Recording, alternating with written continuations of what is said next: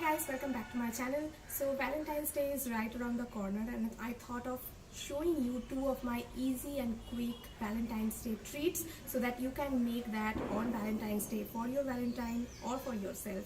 That completely depends on you. As you can see, my voice is a little cracked, so I couldn't do a voiceover to my videos. I have written all the steps on the screen so that you can follow them easily. Also, I have left the recipes in the description box for you to check out. Yeah, without further ado, let's get into the video.